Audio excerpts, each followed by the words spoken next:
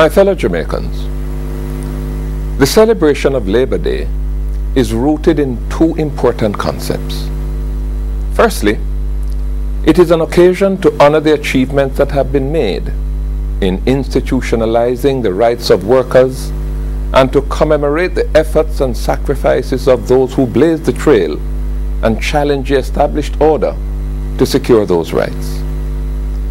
The abolition of slavery in the 19th century brought us freedom, but very limited rights. It took us another 100 years and a struggle no less vigorous and sustained to gain acceptance that working class people had rights, including the right to collective bargaining, instead of having to accept whatever employers dished out to them. Since that time, the labor movement has developed and matured, and modern institutional arrangements, including legislation, are in place to govern the relations between employers and workers. These are monumental achievements that are worthy of celebration, and that is a major part of what Labor Day is all about. The second concept that, over the last 38 years, has defined our observance of Labor Day is service to our community. The mantra, "Put work into Labor Day," introduced in 1972, is both an expression of thanksgiving and a call to national unity. We put work into Labor Day as a means of giving thanks for the achievements that have been made in securing the rights of workers. But in putting work into Labor Day, we embrace all Jamaicans, not just the workers, in giving service to our communities, demonstrating the unity that must drive our purpose and the great things that can be accomplished when we all put our shoulders to the wheel. As we observe Labor Day, we are conscious of the difficulties being faced by workers, especially those who have lost their jobs because of the economic crisis. No country has been spared.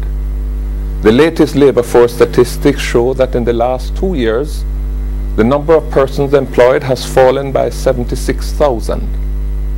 Even though the recession is coming to an end, the global recovery is slow, and the restoration of jobs that were lost worldwide even slower.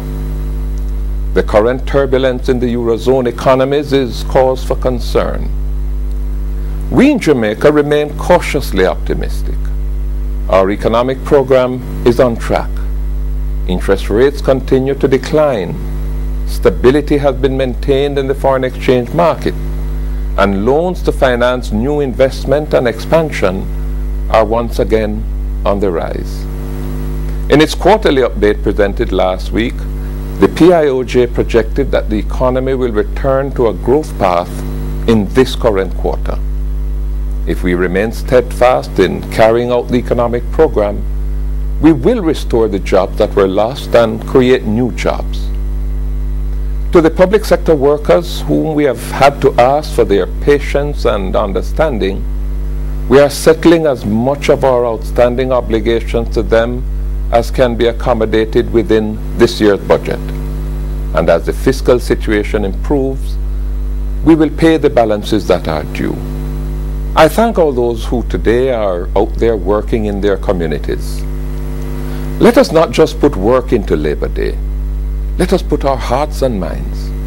For it is the spirit that drives Labor Day that will also lead us to a brighter tomorrow and the happiness and prosperity for which we all strive.